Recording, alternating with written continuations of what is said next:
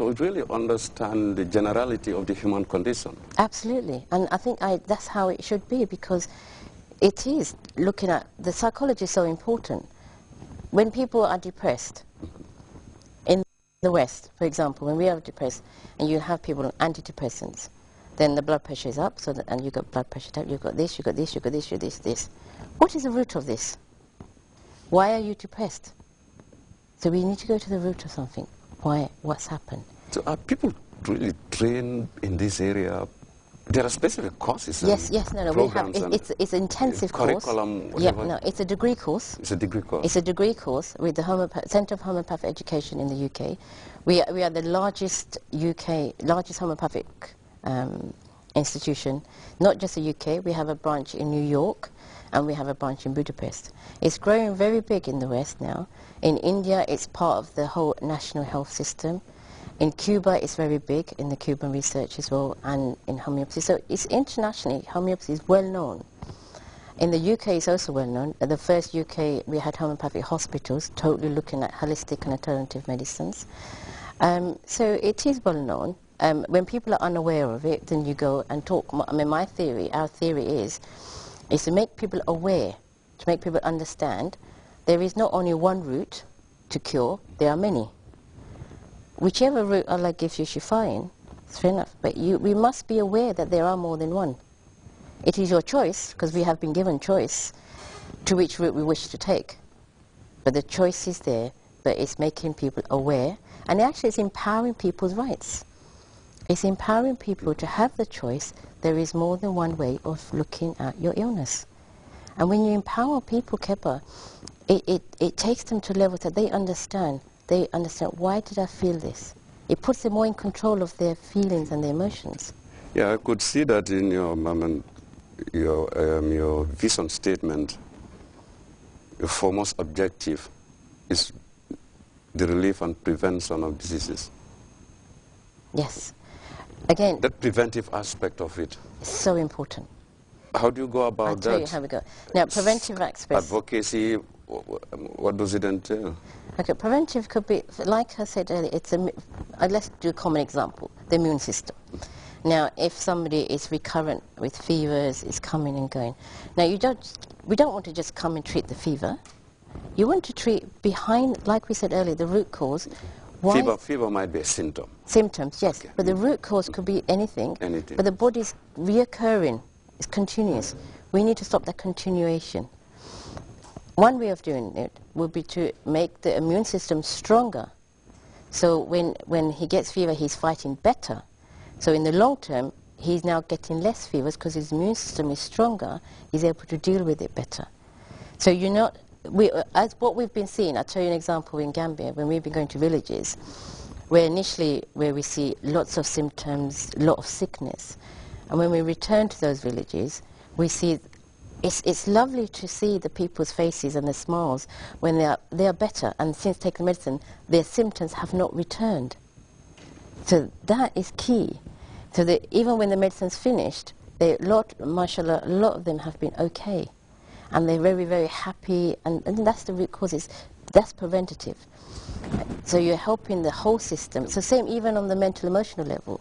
If you're treating the depression or the grief, so they're no longer on that track of ever since that thing happened to me, I've been like this. You've treated that now, so they're no longer thinking like this, they're now on the other track. Their whole system is stronger.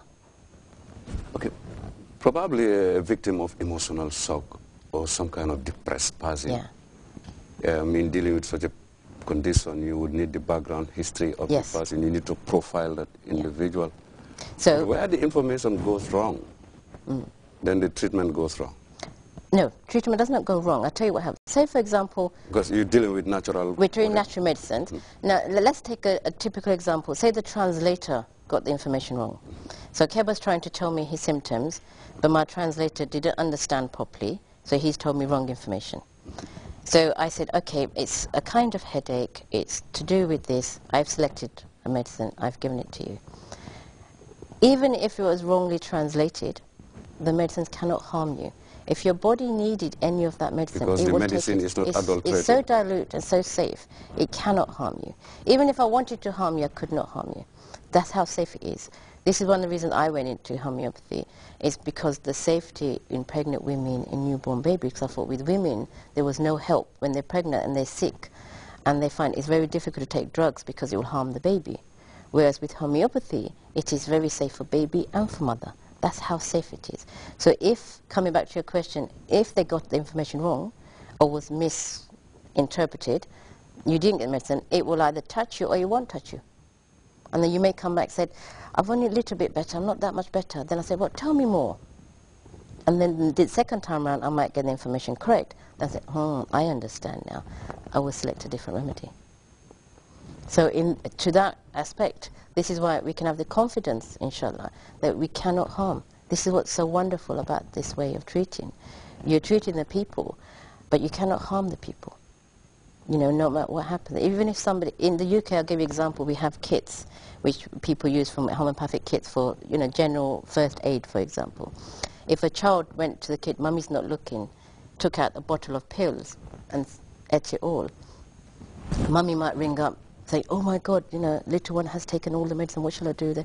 Say, don't worry.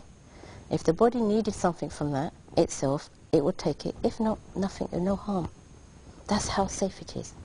And it's having that confidence that it is very safe.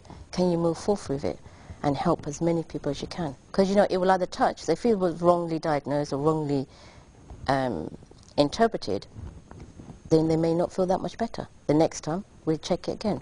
Give me information again. So you produce your own yes. medicine and herbs independently? We bring the medicines from the UK, from the homeopathic pharmacies from the UK. Pharmacies in the UK. We go to them, we approach them, because we don't have big sponsors behind us. We are all self-funded. It's a small team.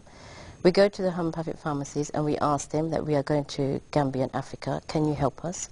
And Ainsworth is one of the UK pharmacies, and they say, okay, and then we'll give them some of the top 50 remedies which we feel we use most in the Gambia, and they will donate it to us. So they'll donate to us all the liquids, which then we've been bringing over.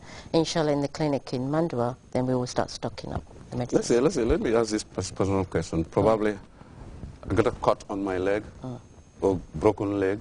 I come to you, what will be your role in that? You'll not be dealing with it medically. No, okay. So, for example, you've got a cut on your leg and it's still raw, or it's still, you know, it's bleeding. We have remedies. For example, there's a remedy called Hypercal, which is made from herbs, which helps heal wounds very quickly. So, if it was bleeding, you would clean it, bandage it. So, you need to clean. So, first aid is important.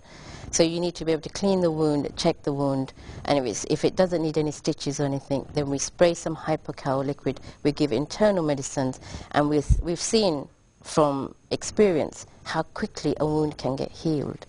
I mean, in the Gambia, mashallah, because sometimes we've gone in the North Bank, I've been to a Dara in the North Bank with a lot of the boys, just a few years ago, a lot of the boys had a lot of leg wounds and from the sticks, and we saw so many leg wounds there. So we treated all the leg wounds, and I left, I think, Amadou, he was the guy there, this spray. And I said to him, when you see the boys with wounds, use this. I teach him how to clean and use wounds. When I came back, he said, that stuff you left, he said, it was very good. He said, when it finished, they thought I was hiding it. They went and emptied his house out, his compound out, looking for it. They thought he was hiding it for himself. And he said it's like gold dust. It healed wounds so quickly, he didn't need to take any further. So that was wounds, you know, and I can give you many examples, mashallah. In one village, like I said earlier, one woman had a leg infection, continuous. And for years, it comes and it goes, it comes and it goes, but it just wouldn't totally clear. So we gave her some of the same Hypercal tincture and some medicines to take internally, because internal healing... The tablets? The small tablets, yes. The internal healing, made of natural herbs. The tablets are blank. When you put the drops on there, they become the individual remedies. So they will all look the same. So you have the tablets here, they look the same. What is the difference? They've been medicated differently. Yeah? So when you said with the homeopathic pharmacy, the drops I explained to you earlier, the drops are put in and they get absorbed into the tablet. And so they're different. It's different. Yeah, but they look the same. So with this, I was saying the internal healing is as important as the external healing. So you're applying externally, but you're giving them tablets internally for the body to heal from inside. Because sometimes wound can heal from the outside. Because the inside is not healing, that's why it keeps on coming back. So the internal healing is as important.